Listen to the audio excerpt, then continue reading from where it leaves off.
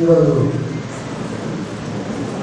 జన్మదినోత్సవం జరుపుకుంటున్న ఆత్మహత్యలు బాధ్యతలు జన్మదిన శుభాకాంక్షలతో పాటు ఇప్పటిదాకా మిత్రులు కోరుకున్నట్టు 100 ఏళ్ళు ఆయన ఆరోగ్యంగా కలిపి సేవ చేయాలని కోరుకుంటున్నాను. తర్వాత ఒకటి మాత్రం టైం అంతే ఉంది కాబట్టి వాట్సాప్లో మనకు చాలా వస్తుంది. ఈ మధ్యకాలంలో మిత్రుడు రోజు పోస్టింగ్ చేస్తూనే ఉన్నాడు. ఆ పోస్టింగ్లో ఆయన రాసినటువంటి ఒక ఇంగ్లీష్ పోయమ్స్కి సంబంధించినటువంటి పుస్తకం ఉంది. ఆ పుస్తకంలోంచి రోజొక పోయం నాకు పోస్టింగ్ చేస్తుంటే కాస్త కవిత్వం చదివినట్టుంటుంది, దాంతోపాటు ఇంగ్లీష్ కూడా చదివినట్టుంటుంది ఉద్దేశంతో నేను దాన్ని ఫాలో అవుతుంది. అందులో నాకు చాలా బాగా నచ్చింది ఒక కవిత. ఎంత బాగా నచ్చింది అంటే ఈ ఆలోచన నాకెందుకు రాలేదు కనీసం అయితే నచ్చింది.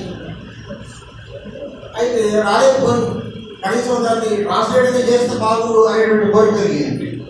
ఆ కోరికతోటి నేను దాన్ని ట్రాన్స్లేట్ చేసే ప్రయత్నం చేస్తే నేను ఇంకా సంతృప్తి కాలేదు. ఏదో కొంత చేసినా సంతృప్తి కాలేదు. ప్రధాన కారణం ఏంటంటే మూలం దెబ్బతినద్దు, మళ్ళీ అనువాదంలా ఉండదు, ఒరిజినల్ లాగా ఉండాలి.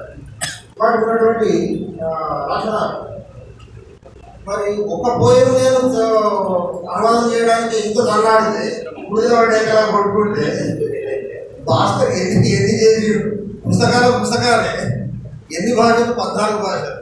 ఆయన భాషల గురించి చెప్పాల్సి వచ్చినప్పుడు ఒకసారి వార్త రాసినప్పుడు ఎందుకున్నా చేయాలి. కృష్ణుడు నోరు తెలిస్తే 14 భాషలు 14 లోకాలు కనిపించాయట. కృష్ణుడు నోరు తెలిస్తే 14 లోకాలు కనిపించాయట. మా భాస్కర్ నోరు తెలిస్తే 14 భాషలు వినిపిస్తాయి.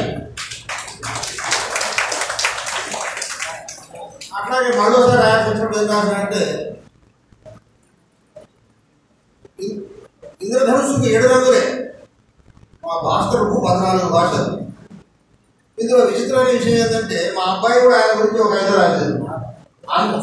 అందులో చెప్పిన విషయం ఏంటంటే ఒక మాట ఒకటే లైన్ చెప్తాను. అందులో చెప్పిన విషయం ఏంటంటే నా లాగానే ఉంటుంది కానీ దాన్ని కాపీ కాదు. భాస్కర్ గురించి భాస్కరు 14 రంగుల ఇంద్రధనుస్సు అన్నాడు. ఇంద్రధనుస్సుకు 7 రంగులే, 14 రంగుల ఇంద్రధనుస్సు అన్నాడు. వీటన్నిటికన్నా ముఖ్యంగా చెప్పాల్సిన ఏంటంటే అది 50 ఏళ్ళ స్నేహం. తర్వాత తెలంగాణ భాష చెప్పినట్టు అర్థగల మనిషి. దానికి ఈ మధ్య కాలంలో జరిగిన ఒక ఇన్సిడెంట్ ఉన్నది. సరిగ్గా 2 మాసాల క్రితం మా అబ్బాయి పడ్డాడు, సర్జరీ అయింది, ఫ్రాక్చర్ అయింది. 5 రోజులు దాఖాగా ఉంటే ఒక్క రోజు కూడా మధ్యలో గ్యాప్ లేకుండా 5 రోజులు వచ్చి చూసిపోయాడు.